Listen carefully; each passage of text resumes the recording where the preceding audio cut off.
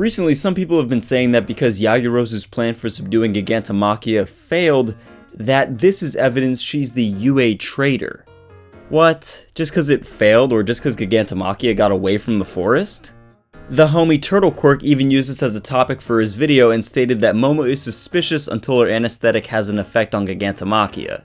I respectfully disagree, and I know this is coming from the guy who said Kirishima was the traitor like 2 years ago. I mean, could be. So here's why Momo Yaoyorozu is not the U.A traitor. Let's go.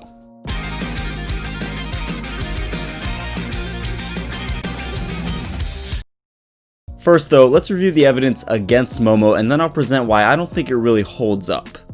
1. Why anesthesia?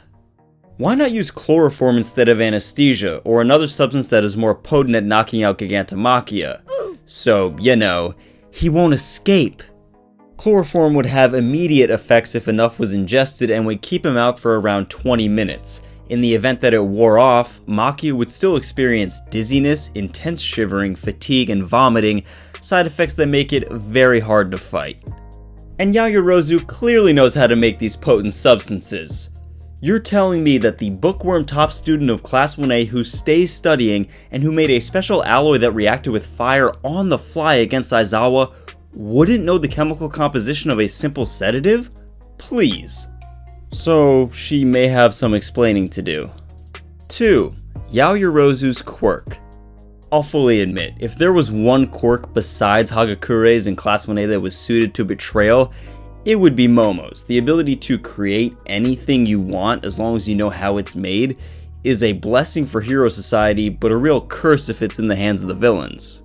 If we're saying that Yaoyorozu is the traitor, then she needs to have some connection to maybe the USJ incident, and of course the forest training camp where the villains somehow found the location of the students. Students were not allowed to bring their cell phones so the villains couldn't track them via location data and such. But for Momo, she could just create a cell phone, send the villains a text, and then create something to dissolve or destroy the phone, leaving no evidence of her treachery. What her motivation for such treachery would be, I don't know. Maybe a rich girl that never got to express herself fully and was just put on the path to be a hero, but this kind of bleeds into number 3. 3. Momo's character.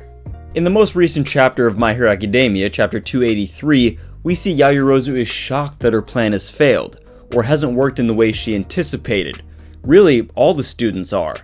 She questions her decision making as a hero yet again, but what if this is all just for show? In the U.A Sports Festival against Tokoyami and in the final exam arc against Professor Aizawa, Yaoyorozu has dealt with self-doubt and confidence issues, and it seems that this is the case here, only with graver consequences. But wouldn't it be so amazing if Momo was just feigning this the entire time, like it was all an act? Oh, I'm just so insecure, indecisive, and unconfident, I never know what choice or decision to make. No wonder another plan of mine has failed. Oops, sorry pro heroes and friends, I'll try better next time.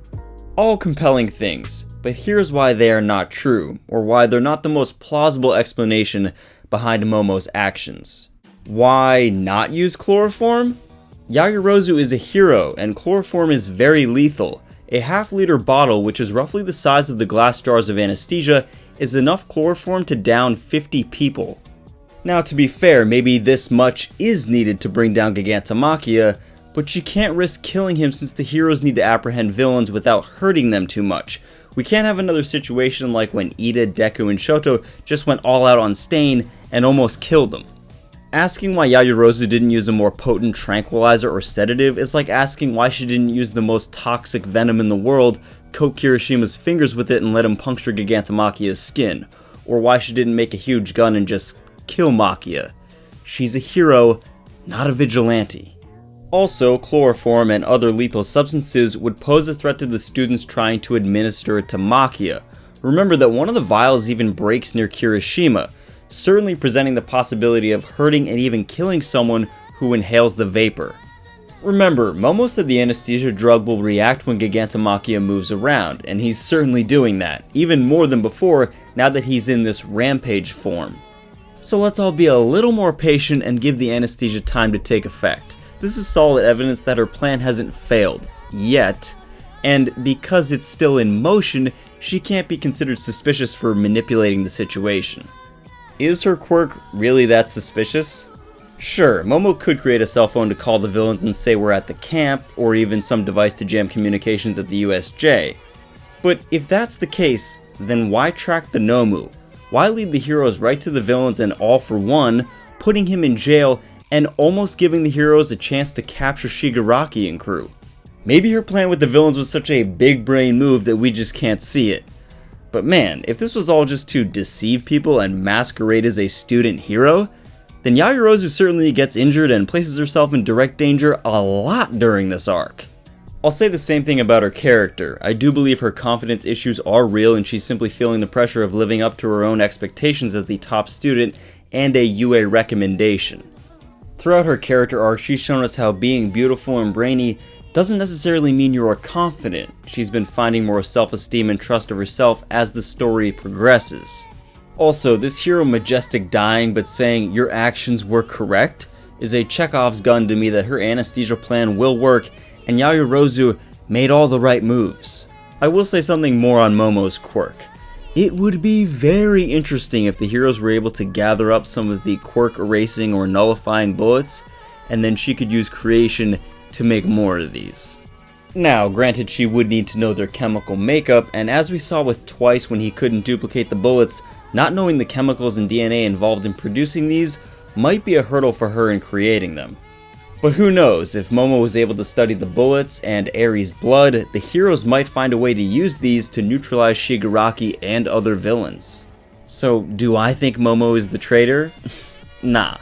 But what do you guys think? Is Miss Top Student the U.A traitor? Has she just betrayed the heroes and her friends in letting Gigantomachia go?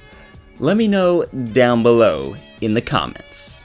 Thanks for watching. If you like My Hero Academia content and these theories, consider enrolling at U.A today by subscribing. And until next time, hero or villain, plus ultra.